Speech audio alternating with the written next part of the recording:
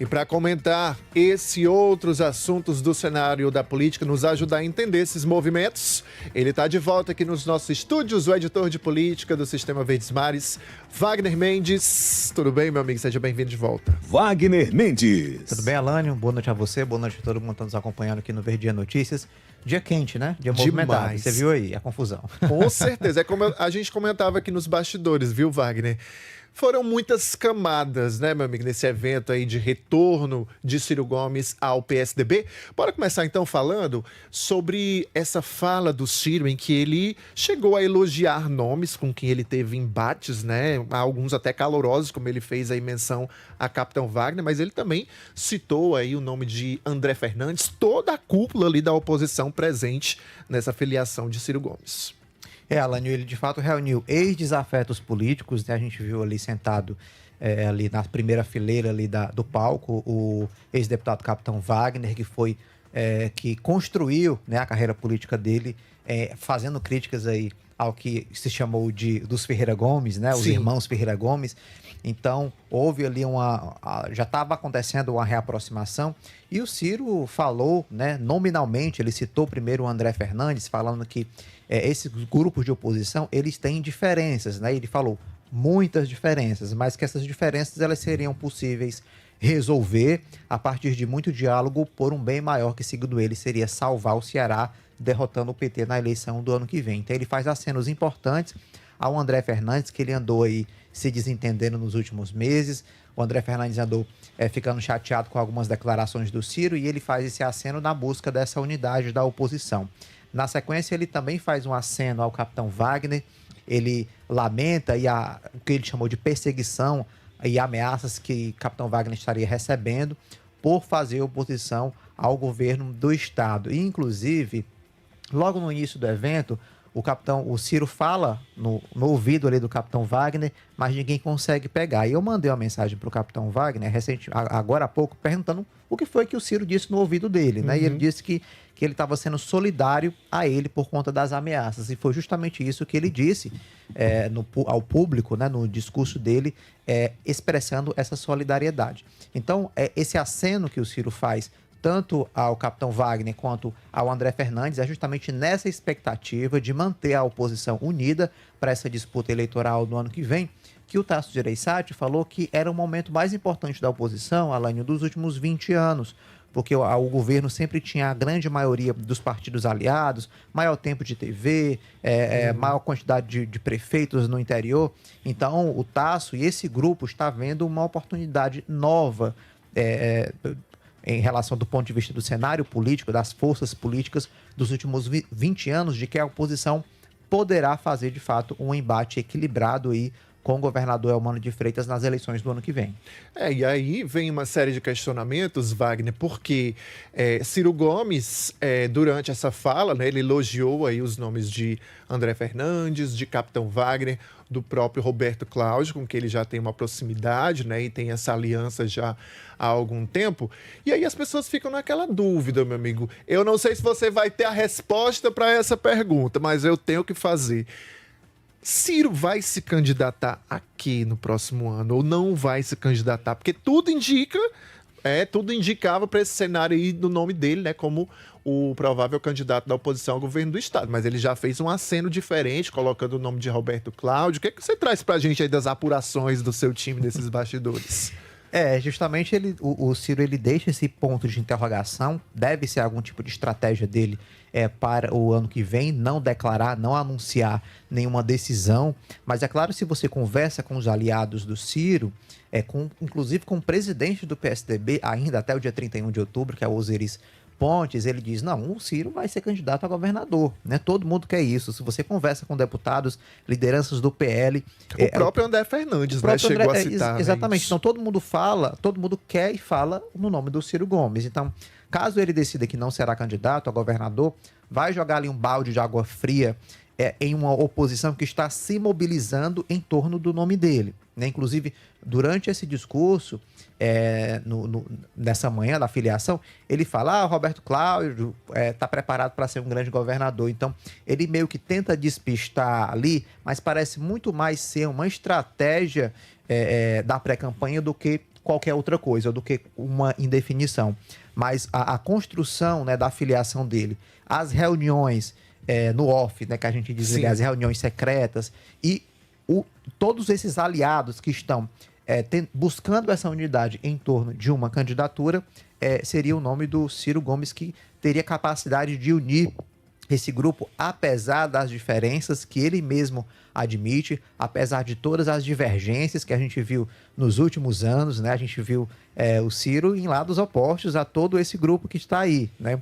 Aos nomes do PL, aos chamados bolsonaristas, né? Até o Heitor Ferrer estava aí em apoio, o Heitor Ferrer que construiu toda a sua carreira política também, fazendo oposição aos governos Cid, né? Contra ali Alcio Ferreira Gomes. Então, há de fato uma unidade, pode-se falar até inédita, né? Em torno da oposição, na expectativa de votar no Ciro para governador. Se isso vai acontecer ou não, a gente não se sabe, né? Tem um ano aí para a eleição, lá para meados de 2026 deve ser tomada aí uma decisão sobre as candidaturas, mas eu digo se ele recuar dessa candidatura vai ser um grande balde de água fria aí para esse grupo da oposição. É isso, meus amigos. São muitas questões que devem ser analisadas nos próximos dias, nos próximos meses.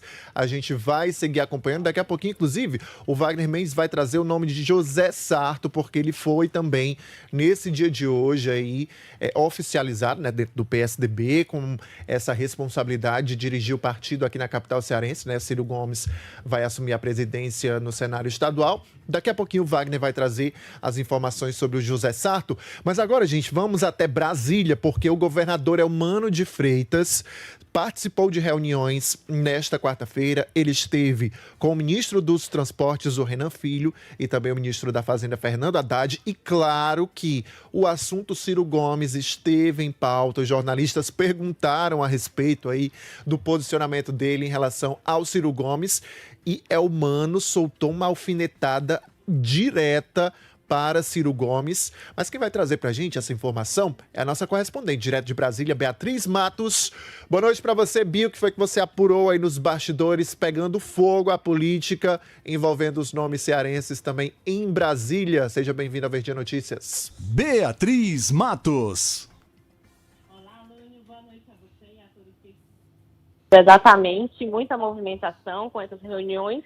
E, como você bem disse, com essas alfinetadas aí que o governador deu durante entrevistas aos profissionais aí de comunicação. Mas eu vou começar primeiro falando sobre o que foi tratado durante a reunião da bancada cearense, né, que o foco foi a destinação de recursos das emendas para a saúde pública do Estado. Segundo o governador, o objetivo é avançar na interiorização do atendimento médico com a construção dos hospitais de Crateús, Batureté e Iguatu, além da expansão do tratamento oncológico no interior.